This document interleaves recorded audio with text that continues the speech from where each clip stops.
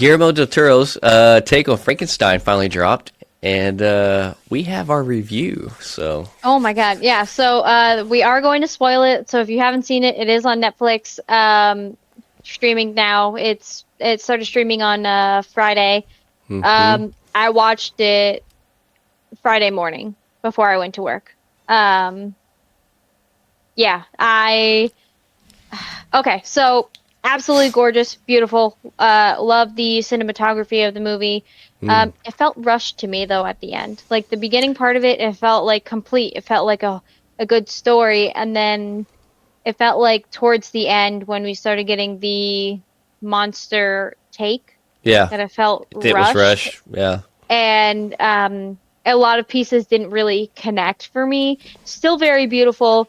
I absolutely love the prosthetics and everything that they did hmm for the Frankenstein's monster, and um, all of the actors did phenomenal in it. But I don't know, that's how I felt. Like, how did you feel about Frankenstein?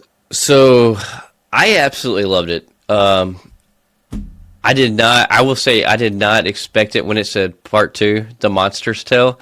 I was Yeah. like, I literally out loud I was like, "What? Whoa! No, no, no! This is awesome!" Like I did not expect that at all, and like I guess I didn't pay attention to the beginning when it says part one. I guess what it say man's tale or the human or did it say I can't anything? remember. It said part one, but I can't remember what it Yeah. had said. Well, I guess I just did not pay attention to that, and that's something I Hmm. normally would have. So when it came up part two, that threw me Hmm. off, and I got so excited because I'm like, "Oh, this is cool!" Because like that's just not a typical thing you see in the story of Yeah. Frankenstein, right? And so I thought, that, like you said, the cinematography is beautiful. Oscar Isaac knocked it out of the park with playing a crazed doctor. I really Victor? liked, Yeah. yeah, I love the take they did like with his dad, the mom, and then like she supposedly died in childbirth. Like in his whole kind of like what actually engrossed and consumed him with Yeah. what wanting to create Life and this death. monster. Yeah. Yeah, like I thought that was super creative. Yeah. Just and then there ended up being I thought that child was not going to survive, and then when I couldn't find out like it did, and then how that played out with his younger brother, thought that Yep. was great. I thought the whole thing was great. At Yeah. first, when I seen the Frankenstein monster, Jacob Elordi, I was like, it's I can appreciate it, but I'm not sure if I'm crazy about it. But Okay. then I was like, keep an open mind, Blake. Like, cause I mean, you're used to seeing a Frankenstein just, I guess, way bigger. This Frankenstein was Yeah. slender. I mean, it was Jacob Yeah. Elordi's, body. So, but then I'm like, I don't But know. using So, what the people that he had at the time, right, right. Well, the like more I thought about, it, it made like a that lot of makes more sense. sense. Yeah, Yeah. yeah. It's like more I thought about it, like because I do love to keep an open mind, even if something takes a turn for something I didn't expect or I'm not crazy about. So like Hmm. as I like processed it throughout the movie, I fell in love with the Yeah. Frankenstein. Like I love the Okay. Frankenstein. Um, Man, I just thought it was so good. Mia Goth, she played two different roles in this too. She played the mom and the wife at the end. Are you serious? Yeah, I'm pretty sure Mia Goth actually played the mom that passed away. Like she had a little bit of like, uh, I could be wrong. I could be so wrong. I Hang on. don't think that that was her, because I thought that was going to be her, because of like the cloth and everything that she had on her with like the flowy red stuff. But I don't think that was her. Maybe not. Maybe there was just some similarities in. Yeah. No, Because Mia Goth played Victor Frankenstein's mother and his love interest. It was her. oh my God, Yeah, that's yeah. amazing. Because I also ran across the deal too. It said that Mia Goth is killing it playing dual roles in horror films because she also did in the Maxine series on a Hmm. Pearl. She Yeah. or was it not Pearl? Yeah. No, it is Pearl and then X It and what? then Yeah, but Maxine. X is the one she played two people in because she played one of the girls, in that crew. But then she also was the old woman in prosthetics. Yeah, yeah, Oh, yeah, that's yeah. super So, cool. so I now didn't never knew twice in that. two horror films, she's played dual roles in the same film. Okay. Uh, but I thought, oh man, I thought it was so good. I will agree. So, as we get into the monsters part of the story, like Hmm. Oscar Isaac's version was not rushed. I felt like it was perfectly Yeah. paced. I felt like that Right. was great. Hmm. I felt like the Monsters Tale was really good up until the wedding scene. As soon as it hit Yep. the wedding scene, that's where I felt like there were some things cut out that was in there because Yeah. the way she acted towards the monster was like there's been moments that we didn't see that made her intrigued and in love, kind of in love with him. Not in love, but like I don't know. I just felt like there was some scenes cut out between her and the monster that we didn't get to see that made it. She was like entranced by him because you Yeah, could see how she was talking with Victor about synapses and like right. symmetry and like all of Yeah, that before even the Frankenstein or the monster was created, yeah. and you got to see her obsession with bugs and life like that. Mm-hmm. And for me, when I was like thinking about that, I was like, much would have rather to get her view, her side of the Mm-hmm. story of like her thoughts. So, Yeah, because I, she's also talking about how like she's like there's things about you that I didn't realize I was missing from my life that you fulfill, and so that mhm, part is what threw me off too. I was like, yeah. I don't know. Sorry, I didn't mean to cut I you don't know. off. No, you're fine because the part like as soon as like the monster came in and like grabbed the captain by his throat when they were on the boat and he was just Hmm. like, "Oh, the man told you his story. Well, let me tell you mine." And then like put him Yeah, down and just like went into the tail and I was like, "I okay, that's interesting. I mean, I okay, love sure." that Like part. I I don't actually loved it. So like I loved it because I did not expect it at all. So like and the reason I loved it is because I love the artsy take where it gives you the two different viewpoints of the yeah. story. Well, not completely Hmm. viewpoints, but two different parts of the story from two Hmm. different perspectives, and that's not something you typically see in a Frankenstein tale. So, like, I didn't expect him to be so educated and learn how to talk and all that, and I thought that was cool. But like when Dude, he's how did like, he learn how to read? because of the guy, the The old guy was man. blind. There's no way that he could have been like, this word is this. Yeah, but there's probably scenes we didn't see because we see him how to know what letters were.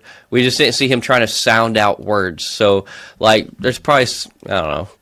And this is why I feel like it was rushed. Yeah, It was just, it yeah, felt, there were like pieces of it that just didn't feel complete. But I feel right. like if Guillermo del Toro, like if he had made this movie into like a series and each Mm-hmm. episode was a different person's take, like his brother's take, Mm. and then like Mia Goth's take, and then the guy that was Mia Goth's uncle that had the syphilis or whatever, like Mm-hmm. his take on what was happening. I feel Yeah. like that could have been so Well, interesting if it'd we be got cool like too, different not takes just from do each. their take.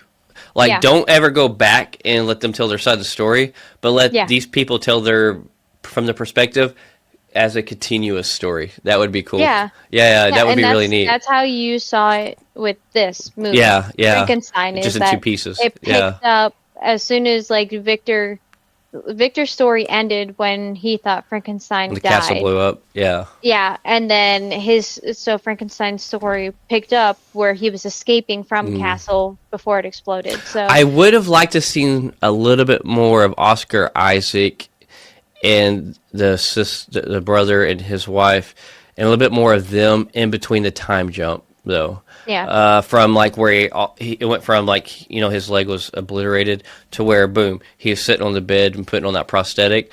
There was a For lot. There was his a wedding. Yeah, there was a good A time jump there, 6 month right? gap, I think Because is what they said. Yeah. yeah, because he's like, oh, because he made the mention. He's like, there's been so much time passed that, or something about time has consumed me to where like he's not crazy or something like that. Hmm. And so like obviously he's went through a journey of dealing with stuff and letting stuff go.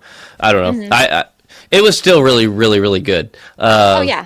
Man, Absolutely worth the watch. It's absolutely and beautiful. the whole cast stack. We have oh Dance the one that played their father. He's in Game of Thrones. He was Tyrion's and them's dad.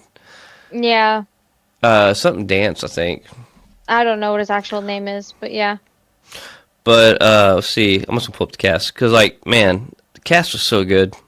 Yeah. Yeah, Everybody did like a really good Charles job with it. Dance. Charles Dance. Okay. Oh, and Christoph Waltz. I love this man. Literally love this man.